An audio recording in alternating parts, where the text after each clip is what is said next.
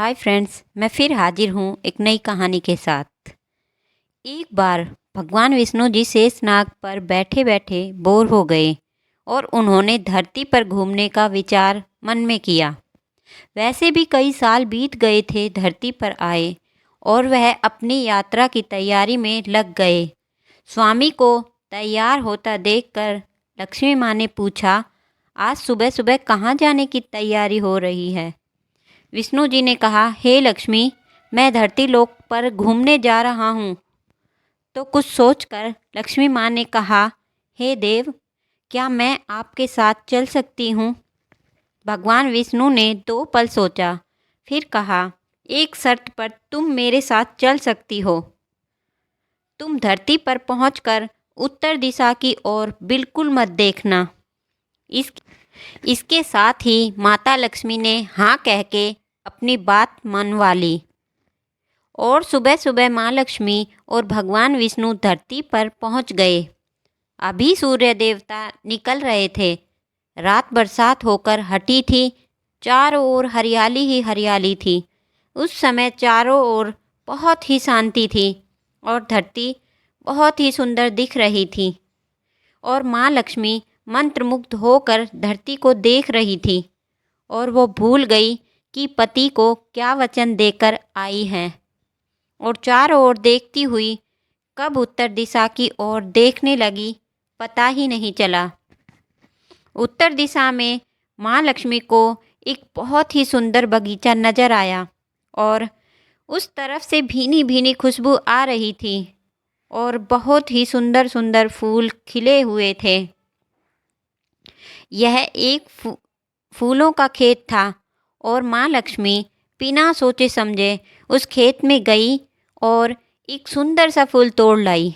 लेकिन यह क्या, जब माँ लक्ष्मी भगवान विष्णु के पास वापस आई तो भगवान विष्णु की आंखों में आंसू थे और भगवान विष्णु ने माँ लक्ष्मी को कहा कि कभी भी किसी से बिना पूछे उसका कुछ भी नहीं लेना चाहिए और साथ ही अपना वचन भी याद दिलाया।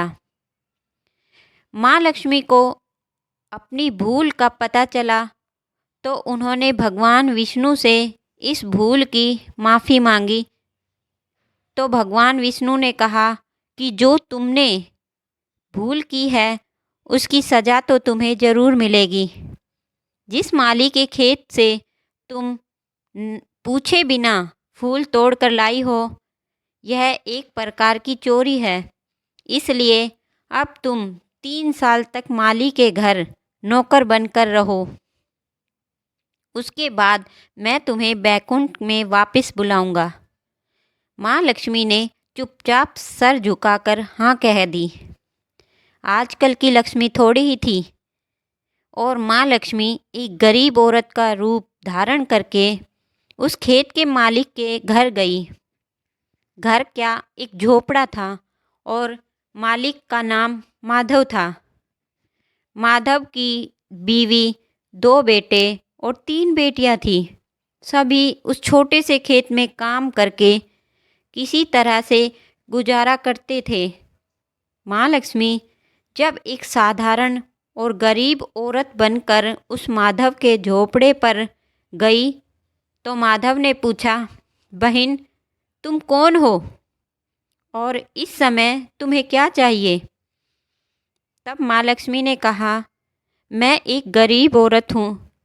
मेरी देखभाल करने वाला कोई नहीं। मैंने कई दिनों से खाना भी नहीं खाया। मुझे कोई काम दे दो, साथ में मैं तुम्हारे घर का भी काम कर दिया करूँगी। बस मुझे अपने घर में एक कोने में आसरा दे दो। माधव बहुत ही अच्छी दिल का आदमी था। उसे दया आ गई, लेकिन उसने कहा, बहन, मैं तो बहुत ही गरीब हूँ। मेरी कमाई से मेरे घर का खर्च मुश्किल से चलता है।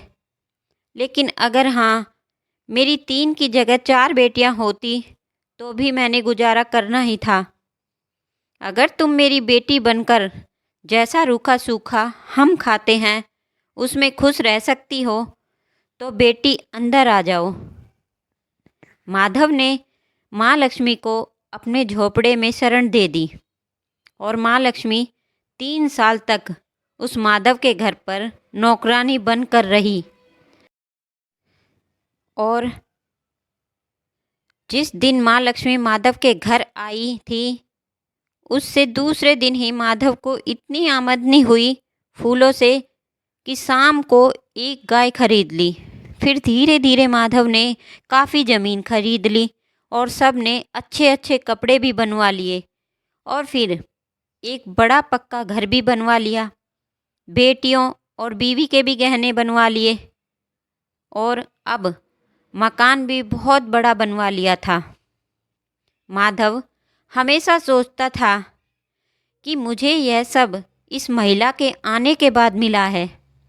इस बेटी के रूप में मेरी किस्मत आ गई है मेरी। और अब 2 से 3 साल बीत गए थे, लेकिन माँ लक्ष्मी अब भी घर में खेत में काम करती थी। एक दिन माधव जब अपने खेत में काम करके घर आया तो उसने अपने घर के सामने द्वार पर एक देवी स्वरूप गहनों से लदी एक औरत को देखा। ध्यान से देखकर पहचान गया, अरे यह तो मेरी मुँह बोली बेटी, चौथी बेटी यानी कि वही औरत है। और पहचान गया कि यह तो माँ लक्ष्मी है। अब तक माधव का पूरा परिवार बाहर आ गया था और सब हैरान होकर माँ लक्ष्मी को देख रहे थे। माधव बोला, हे माँ, हमें माफ़ कर दो, हमने तेरे से अनजाने में घर का और खेत का काम करवाया। हे माँ, यह कैसा अपराध हो गया। हे माँ, हम सबको माफ़ कर दो। अब माँ लक्ष्मी मुस्कुराई और बोली, हे माधव, तुम बहुत ही अच्छे और दयालु व्यक्ति हो। तुमने मुझे अपनी बेटी की तरह रखा, अपने परिवार के सदस्य की तरह से। इसके बदले में मैं तुम्हें वरदान देती हूँ कि तुम्हारे पास कभी भी खुशियों की और धन की कमी नहीं रहेगी। तुम्हें सारे सुख मिलेंगे जिसके तुम हकदार हो।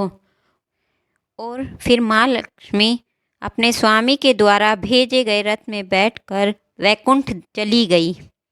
यही थी आज की हमारी कहानी दोस्तों। अगर कहानी अच्छी लगी हो तो लाइक और सब्सक्राइब ज़रूर करें। मिलते हैं अगली नई कहानी के साथ। तब तक के लिए धन्यवाद।